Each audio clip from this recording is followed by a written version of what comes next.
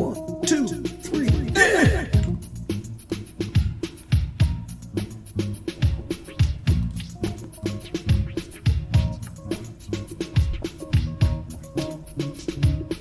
This is Amari Purple Talk. Yes.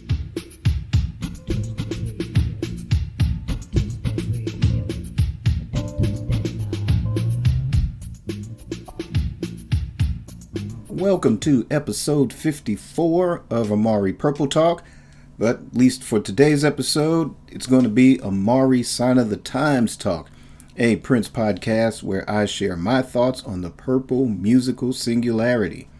I'm Richard Cole, your imagination funk soloist, and I'm going to announce a couple of things before we dive into talking about Sign of the Times for this episode.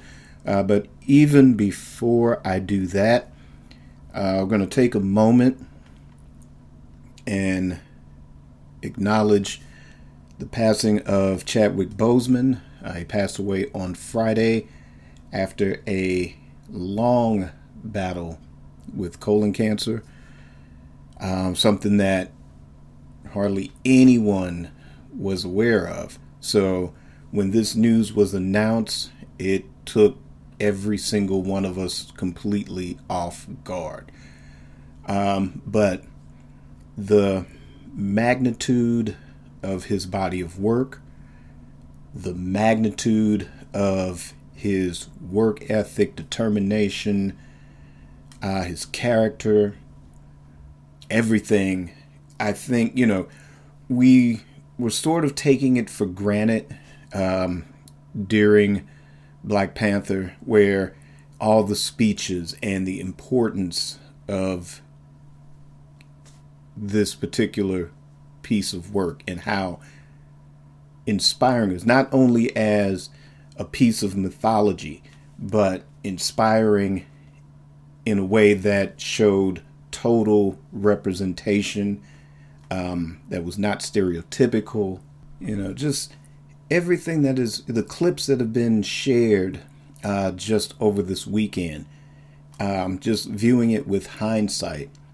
how just inspiring, how we had a hero, a spokesperson, a leader in our midst, and knowing what he was dealing with during that time, and to be able to bring it home for 5 movies straight. 4 of those are Marvel films, which the demands to stay fit and in shape and everything, knowing what he was going through during all of that is absolutely amazing. And not just Black Panther. There's I guess most of us got the first glimpse with the Jackie Robinson film.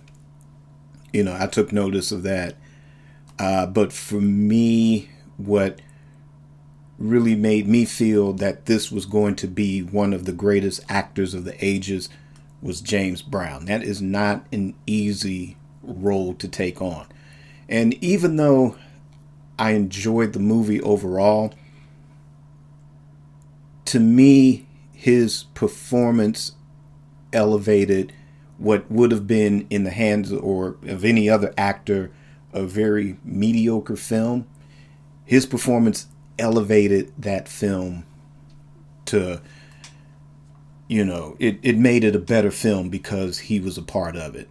And if, you could hand out Academy Awards just for that alone, I think that he should have gotten one for that, just on the strength of that by itself. But there's the Thurgood Marshall film as well. And, I don't think we would have seen the last. In another world, the best was yet to come with that. Now, I haven't seen The Five Bloods yet, but someone shared a clip of that over the weekend, and it's a scene. He's sitting with the other actors, Delroy Lindo, and I can't remember who else is in the film.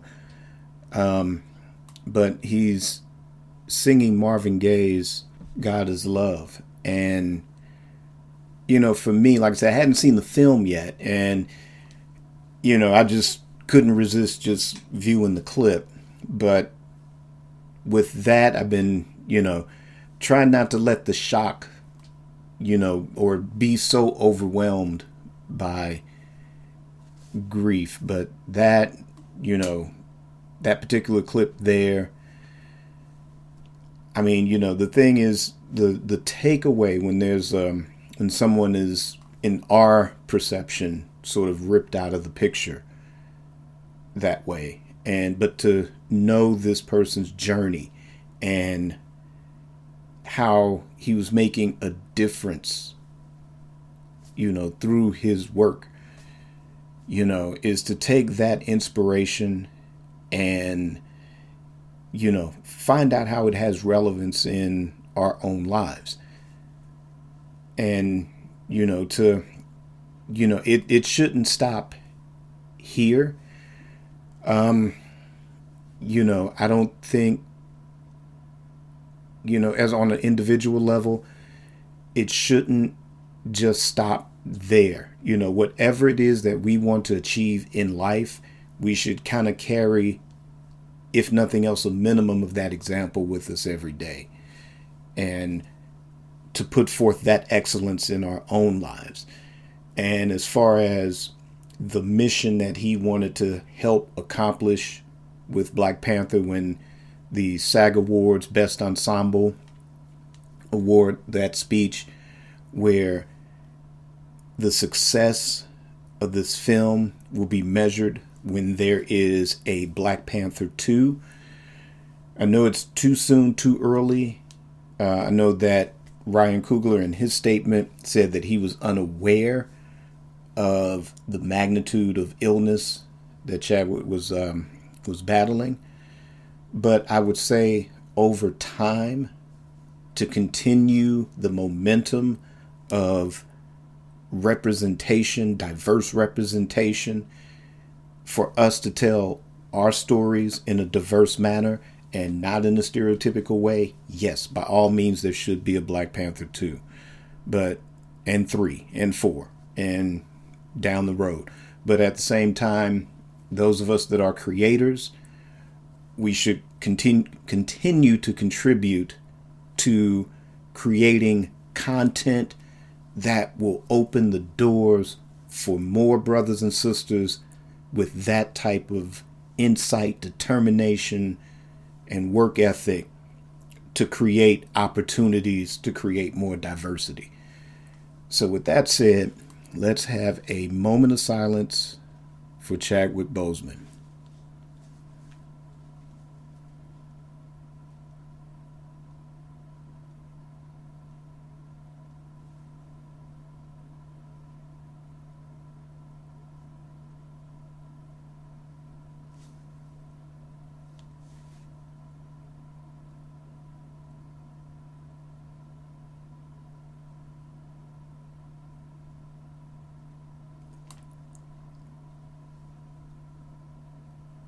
Chadwick Boseman, you're among the ancestors. Wakanda forever. Right, so some other things that I want to announce before we dive into the show. Head over to my YouTube channel after you listen to this episode. Head over there, Amari Communications. I will have my Forever in My Life advanced track reaction. So a new track, if you're not aware, was leaked on this social media, on all the streaming platforms for the Sign of the Times Super Deluxe. It's an early version of Forever in My Life, and you will have my reaction of that on my YouTube channel, so be sure to check that out. Also, too, don't have a date for it as of yet. Just really trying to make sure that everyone has their copy of the Sign of the Times Super Deluxe. So sometime around maybe October 10th or so. After that, there will be a Twitter thread. Of course, Edgar Cruz and DJ UMB, they are the moderators of that Twitter thread, and I will be one of the contributors once again on that. So looking forward to participating in that again as well. But like I said, as soon as there's an official date, I will announce it on this show. Also, actually on October 10th, there will be a virtual Sign of the Times Super Deluxe celebration, and that is being put together by the Polished Solid Productions, and that will be on October 10th. And once I get some more news on that, I'll also announce that on the show. I am not a participant in that so far, so if I'm asked, I will be glad to participate, but I'm definitely looking forward to checking it out even as a spectator. So that will be on October 10th, and as soon as I get some more details on that, I will announce that on the show as well. And I guess with that out of the way, let's go ahead and get started. So, like I said, this is basically, instead of Amari Purple Talk this week and probably for the next month and a half, this may end up being Amari Sign of the Times Talk, because that's what we are talking about today. The anticipation is building, and it's building big time. For me, it started, there's a couple of articles. If you get the current issue of Mojo magazine, the Beatles are actually on the cover. The Rubber Soul album is the cover story, but in that issue, there is an article on the Sign of the Times Super Deluxe Edition. There is also an article in the current issue of Classic Pop magazine. So, number one, I ain't got a lot of money. Number two, I just ain't got no room. But I was able to download the digital versions of these. So you can get the different apps. There's a Mojo app. You can also go to the website, order online. Same thing with Classic Pop as well. There's also an app. And the pricing is a lot more reasonable than the newsstand. Now, if you are a fan of physical media, like I am, but like I said, I'm trying to hold my purple ducats for that Sign of the Times Super Deluxe. So basically, I ain't got $14 to be shelling out for a magazine, but this was a convenient way for me to actually read these articles, because I really wanted to read them, and also didn't have time to get to Barnes and Noble or someplace that has all the great music mags. So that started kind of really building my excitement. Again, I've already been excited for it, but just reading, where it kind of goes over the history of the recording of the album. Lots of stuff that a lot of the diehards like myself already know. But, just to kind of get a different perspective, there's a few tidbits. There's information on the deluxe editions themselves that was, pretty interesting to read. So it's where, okay, I was excited before, but now it's like it's building. So there was that. And then as the week started to progress, then there was the buzz about the Forever in My Life advance track. And by the time that dropped, I really got into that one. But like I said, you'll hear my reaction on that on the YouTube post. And then, the Twitter thread and, the virtual celebration that's coming up. And then to cap it all off, the absolute cherry on top of the whipped cream, on top of the chocolate shake itself, was the dropping of the first episode of the official Prince podcast, episode 1, talking about Sign of the Times. And that elevated it for me. Because I think ever since there was the rumored track listing, when that first started making the rounds on social media, it was one of those things, I guess, in hindsight, again, one of those things I kind of took for granted. It's like, yeah, we're getting a magnitude of vault material. And, we've also done an episode a few weeks ago saying, well, it might be a little Dream Factory heavy, but that's okay. Still looking forward to hearing a lot of these tracks. And there's so many, and they've been dropping so many of the advanced tracks, like things I'd never heard before, like Cosmic Day, things like that. So focusing on those items, I forgot about the stuff that, I've had on crappy bootlegs forever. In particular, in listening to this podcast, you get snippets or background music of the tracks that are going to be on this Super Deluxe. And with this episode 1, I'm not sure how many parts this is going to actually be, but I'm assuming where it might be a few more episodes longer than what they did with the 1999 Super Deluxe. They had a podcast basically telling the story of 1999. And again, they, each episode, there were tracks either in the background or, snippets that were kind of played like maybe a minute or so before the narration would kick back in. And with this particular episode, episode 1 regarding Sign of the Times, for me, one of the standouts, or actually 3 of the standouts for me, was In a Large Room with No Light. That was one that I've had on probably, it was a cassette. It was a cassette. I can't remember if somebody made a cassette or I copied a cassette from somebody.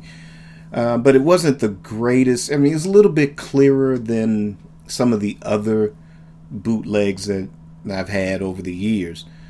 But yeah, this one wasn't too bad. Maybe it could have benefited from being a little bit louder.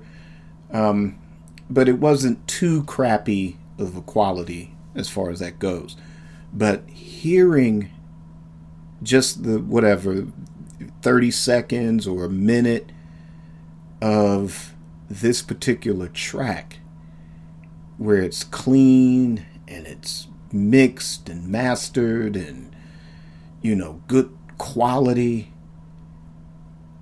I really had forgotten this song, that it was actually going to be a part of this collection. And I'm like, man, that's right. That is on this set.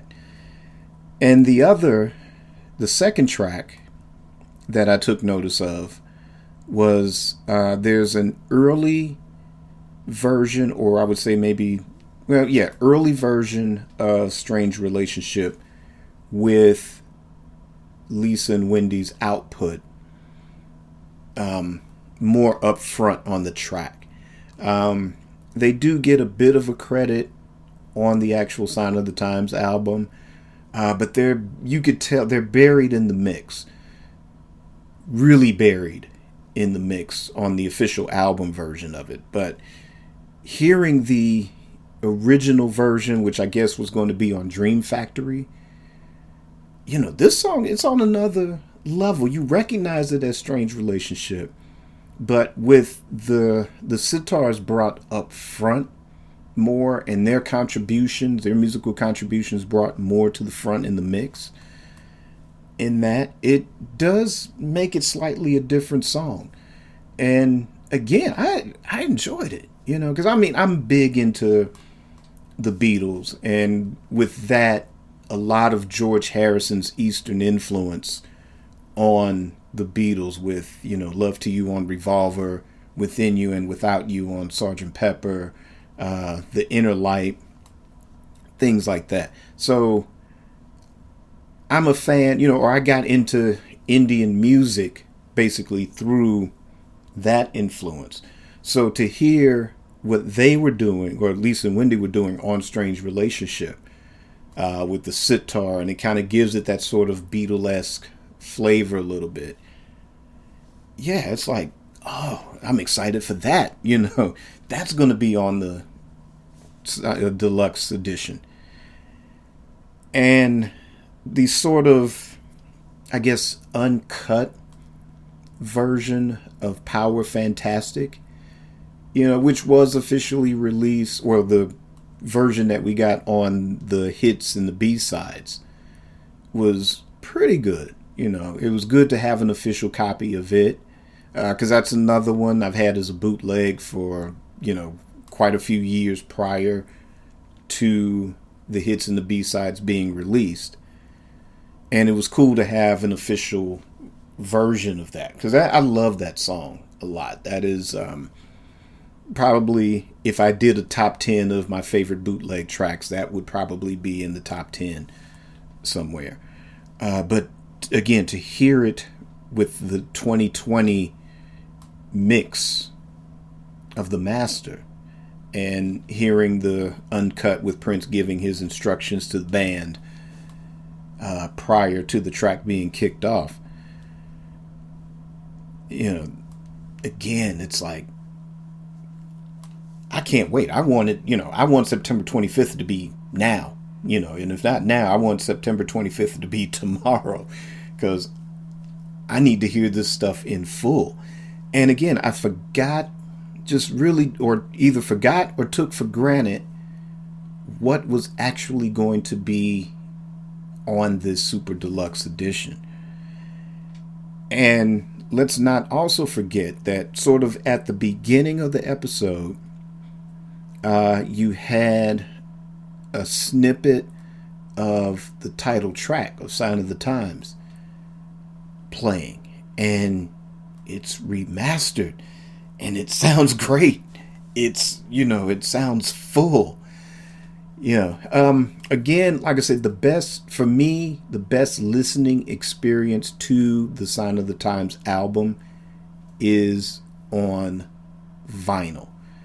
And right now, up until September 25th, the only existing version, if you don't have an original copy from a used record store someplace, or already in your collection from when you bought it in 1987, but the 2015 180 gram vinyl master or version of the album is probably the absolute best listening experience until we get this Super Deluxe.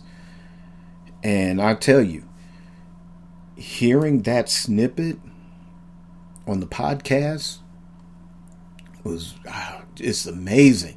So I can't wait to hear this. And in addition to that, towards the end of this episode, they played a little bit of Forever in My Life. To me, I was more excited hearing Sign of the Times. It popped up, but the sound on Forever in My Life was pretty good too. Just to kind of hear it not on vinyl in a version that just had such power and clarity and volume to it. It's again, I still want it to be September 25th, if not now, tomorrow. So, and also too, just kind of listening to Andrea Swenson interview Lisa and Wendy. There was some interviews with Dr. Fink and Brown Mark as well. I'm looking forward to listening to it again, just to kind of see if there's anything that I might have missed. I didn't get a chance to listen to it a second time before taping this show, but to me, this is a great commercial for the album, or for the Super Deluxe edition.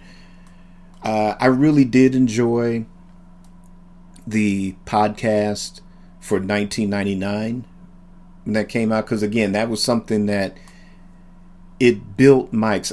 I was already hyped for that just because it was 1999 in itself. Just because this is Sign of the Times, I'm hyped because where 1999, as far as that particular era from say like For You to pre Purple Rain, nothing encapsulated my teenage years than that 1999 album. Where with Sign of the Times, nothing captures my experience as a 21-year-old in 1987. And like I said, just everything from that January to December, nothing captures that period for me than the Sign of the Times album. So my level of excitement with a remaster on CD and box set and deluxe edition, like I said, I enjoyed that podcast as a good way of, I was already hyped for 1999, but hearing that and just hearing the snippets of the different songs and getting those little sneak previews of what we were getting was just absolutely amazing.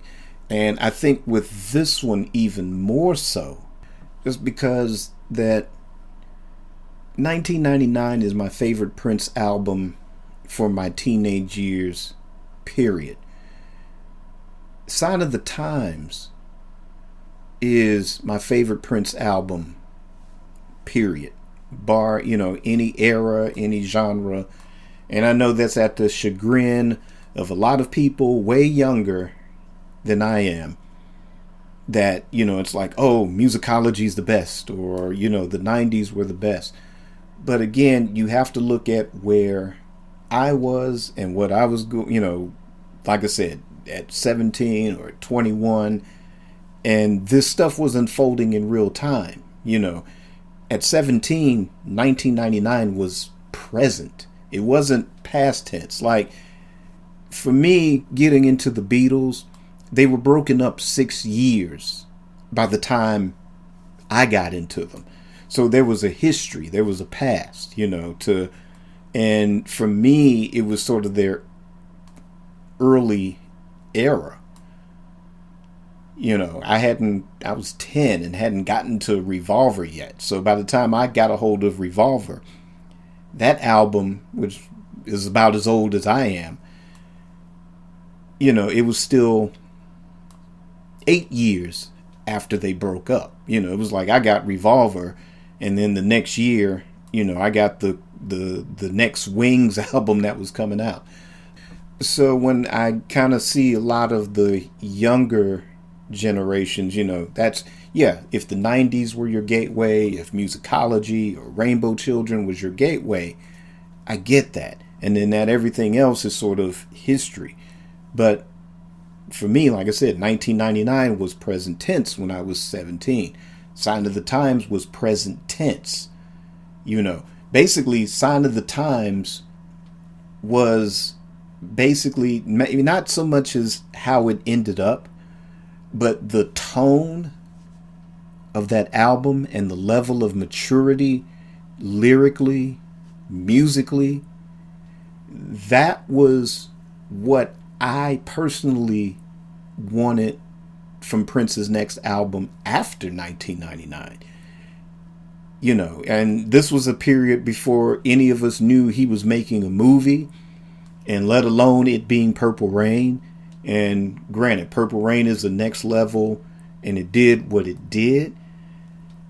But before there was a Prince and the Revolution, thinking like, what should Prince's next album should be, as the hype and the momentum of 1999 was winding down.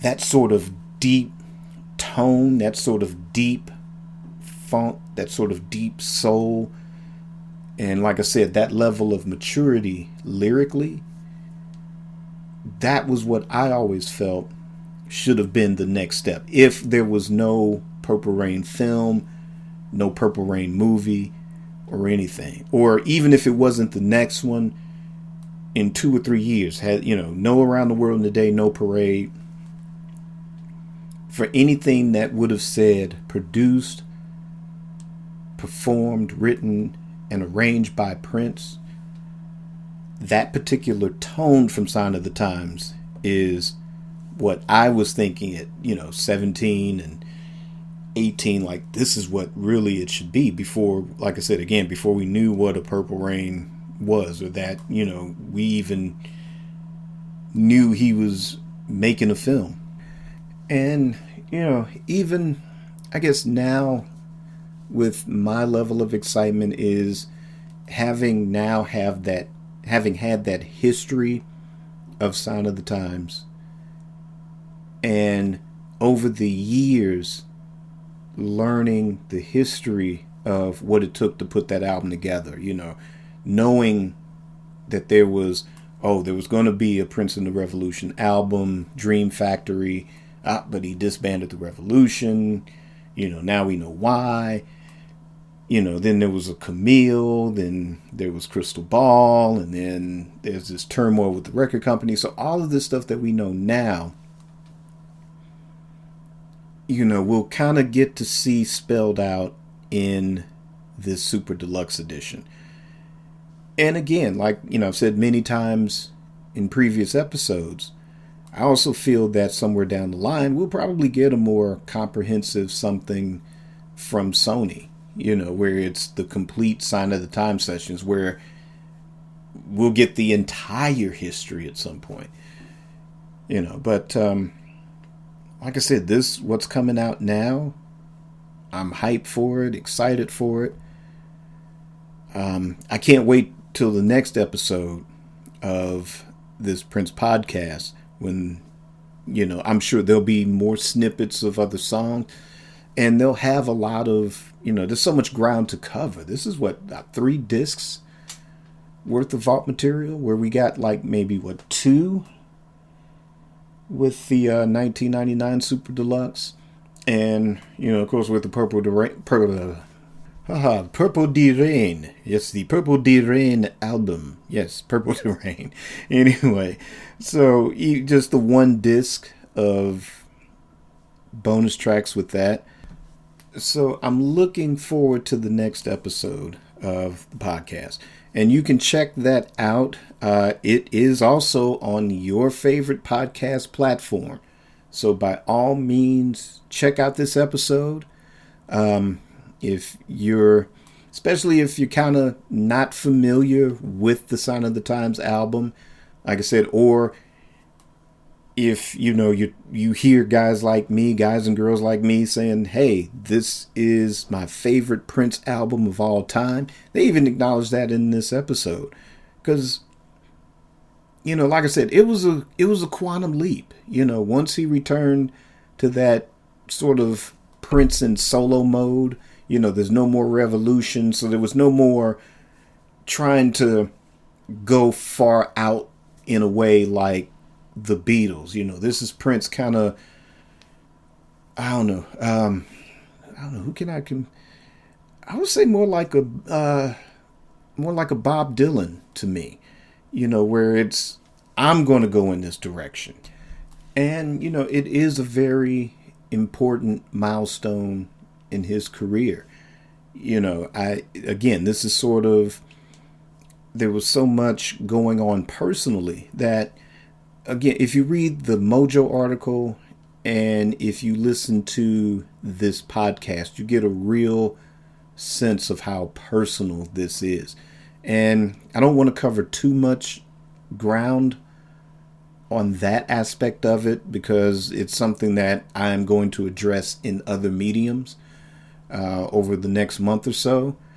But it's a very interesting turning point in his career, and it's one where, again, regardless of what era you're a fan of, this is one of the key turning points that leads into what will become your favorite era. One thing I will mention, where this was going to be a 3 LP set that he wanted to put out. And Warner Brothers said, nope, don't want to do it. Whittle that down to 2. And I think if he was given carte blanche on releasing a 3 LP set, there's no I mean, basically your favorite era, it may have come a lot sooner. Or it may have turned out a lot, it may have turned out differently. There wouldn't have been no beef with Warner Brothers later on down the road because they would have given him everything he would have wanted. And, that tension that created that material, or he may have not have wanted to pursue a spiritual journey in a way that led him to the circumstances that created the Rainbow Children or a musicology or 3121. It may have been a whole different reality, who knows. But understand that that particular era, is significant and probably, I would say, one of the first major turning points. Granted, 1999 was a step forward. Purple Rain was a step forward. Parade was a step forward. 1999 was Sign of the Times was a complete turning point. And probably the first major turning point because everything was sort of status quo up until that point. And then by status quo, that he was given complete creative freedom. So to be able to do and pull off a Purple Rain was major. Granted, there might have been a hiccup with Around the World in a Day, but that was him doing that on his own terms. He didn't want to do a Purple Rain 2 or anything similar or a major pop album. Parade was a personal statement as well, but he was given the reins to do another movie and have the soundtrack come out the way that it did. And again, it was a step forward. Critically, it was a step forward. But the conditions that birthed Sign of the Times was probably the first of here's now a major obstacle. And not just by record company existence. That kind of was sort of the last straw, I think, if you really look at the history. And like I said, listen to this episode and the subsequent episodes that are going to come up as well. And it will kind of give you a little basis of that. Like I said, the Mojo article as well. It kind of more touches on the personal aspects of what was going on. But those things were things that wasn't happening. There were some changes, but things really started to change at that point. And really, as the Mojo article points out, hence the title of the song, hence the title track. Things were changing. So definitely, by all means, check out this episode. I can't stop saying it enough. And I can't stop saying enough how hyped and excited I am for this Super Deluxe edition. And like I said, I'm looking forward to the different celebrations and the Twitter threads. And for those of you that are just jumping on board and have yet to fully immerse yourself into this album, definitely, by all means, check it out. But what's most important also is, what do you think about, have you heard the first episode of the podcast? What did you think? Does it make you more hyped for the Super Deluxe edition? Is it already your favorite album and it's just like, I want to get my hands on it now and listen to all the vault stuff? And God, there's so much else too. The DVD with the benefit concert at Paisley Park. That's significant too. I can't wait to hear that or see that and hear it. But what do you guys think? Leave me a comment and let me know your thoughts. And that is going to wrap it up for this week's Amari Sign of the Times Talk. Don't forget to jump over to YouTube and check out the Forever in My Life advanced track reaction. That will post as quickly as this episode will post. So by all means, check that out. And also, too, speaking of more Sign of the Times, I am still working on my What's in the Crate posts. I'm actually working to finish the one on Revolver, but I'm kind of at the same time starting the Sign of the Times blog post as well. So that's why I say a lot of other personal aspects about this particular album.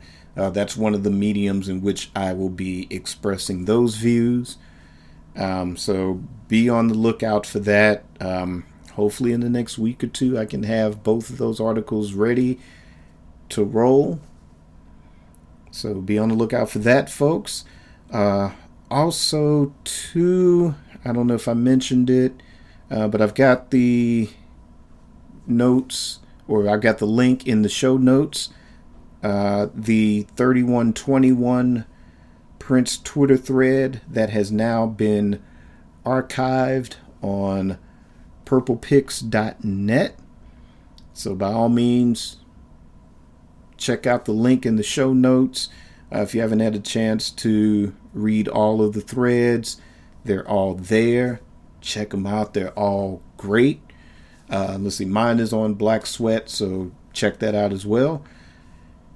And also, too, be sure to purchase some Amari merchandise. That's also in the links below. There's Amari Purple Talk t-shirts, Amari Purple Talk drinking mugs. There's other Amari stuff. We Funk to the Last Band t-shirts. And actually, I'm going to drop that single at some point soon. This year has been complete turmoil, and I've pictured it going very differently in my mind. But like I said, there's some more stuff coming up down the road. And also, too, this is the first episode of season 2 of Amari Purple Talk. Thank you all for tuning in for each and every episode from season 1. And please continue to download and listen on your favorite podcast platform. Also, if you're listening on YouTube, be sure to like, subscribe, hit the notification bell. We're going to keep this train rolling. And as always, let's keep it purple and on the one.